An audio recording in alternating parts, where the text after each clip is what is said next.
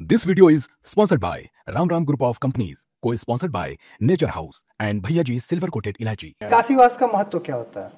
काशीवास का महत्व ये है, जैसे अभी काशी में रुकने से, काशी में मृत्यु से मोक्ष की प्राप्ति मानी गई है। तो अभी काशी में कुछ लोग बड़े बड़े अधिकारी, मिनिस्टर्स जो कि रिटायर हैं, डीएम, एसडीएम, जो कि धन संपदा वैभव सबसे परिपूर्ण हैं, लेकिन वो काशी में अभी रुके हुए हैं सिर्फ मृत्यु के लिए, मोक्ष के लिए।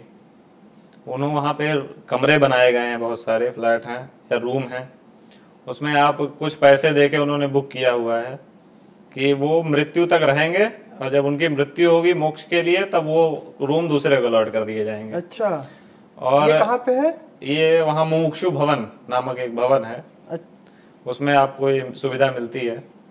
अच्छा, वो लोग काशी से बाहर नहीं जाते हैं इसी अपेक्षा में कि कहीं बाहर मृत्यु ना हो, इस वजह से वो काशी में ही रहते हैं। और काशी, उनके घर परिवार जितने लोग हैं वो सब लोग काशी आते हैं, उनसे मिलते हैं। उनका एक ही काम है, गंगा जी स्नान करना, बाबा विश्वनाथ का दर्शन करना, गौरी केदारेश्वर दर्शन करना और पूजन पाठ करना। वो अपनी मौत का इंतजार कर रहे हैं, वो सिर्फ मोक्ष के लिए। अभी शीघ्र की एक घटना है, एक पहले मुमुक्षु भवन काशी से बाहर था, तो वहां पे एक गार्ड थे, उनके पास एक कोई बच्चा आता है तो वो उनको पुरानी बातें बताने लगता है। जैसे आप हमारे साथ रहते थे, आप हमारे मित्र थे, हम लोग साथ में घूमे टहले, वो बातें जो सिर्फ उन्हीं को पता है, बाहर वालों को नहीं पता है। तो वो बहुत चिंतित हुए। वो इसलिए चिंतित हुए कि जब काशी में मृत्यु हुई तो मोक्ष क्यों नहीं हुआ, पुनर्जन्म कैसे हो गया। अच्छा, तो उस पे काफी विद्वानों से चर्चाएं भी हुई, तो मापन किया गया।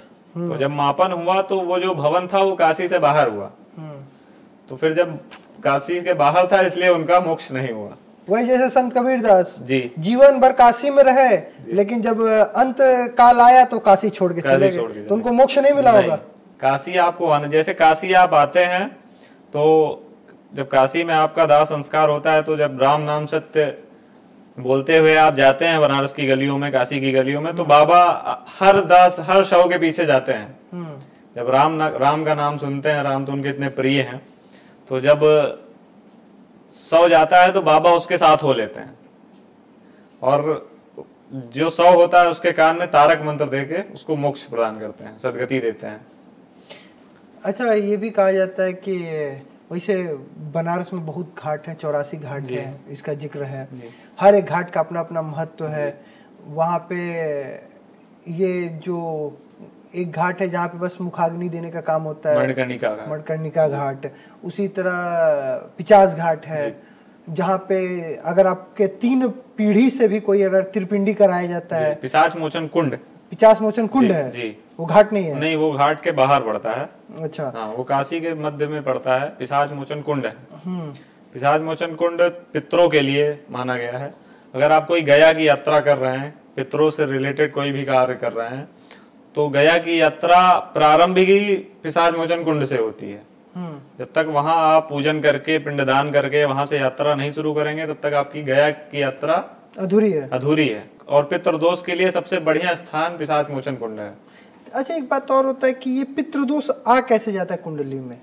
पितृदोष, जैसे आपके पितरों पे कोई सही से दाह संस्कार नहीं हुआ या किसी का काल मृत्यु हुई या पिंडदान वगैरह नहीं हुआ तो पितृदोष लग जाता है कुंडली में। इसके लिए आप त्रिपिंडी करवाएंगे या पिंडदान करेंगे पिशाच मोचन कुंड पे, आपके पितरों के नाम से संकल्प होगा। अच्छा, वहां भोग लगता है पिशाच मोचन कुंड पे पितरों के नाम से। जैसे आप सामान्य तौर से जैसे भगवान को भोग लगाते हैं तो हम नहीं लगाए तो आप लगा दिया, आप नहीं लगाए कोई और लगा दिया, लेकिन जो हमारे पितर हैं उनको आप ही भोग लगाएंगे या हम ही लगाएंगे। तो जब वहां हमारे पितरों के नाम से संकल्प हो जाता है तो वो जो वहां भोग लगता है उसमें से हमारे पितरों को भी मिलता है। इस वजह से पितृदोष लगने की संभावनाएं कम हो जाती हैं और पितर आशीर्वाद देते हैं जी। तो ऐसे, लेकिन एक बहुत काशी में एक चीज सुना है, वहाँ पे एक नारद घाट है जी। जब पति पत्नी एक साथ वहाँ डुबकी मार लेते हैं तो तलाक हो ही जाता है। जी। सही है, एकदम सत्य है। वहाँ की मान्यता है, जैसे 2 लोग गए और वहाँ नारद जी की आदत आप जान ही रहे हैं शुरू से, वैसे ही चंचल स्वभाव के थे।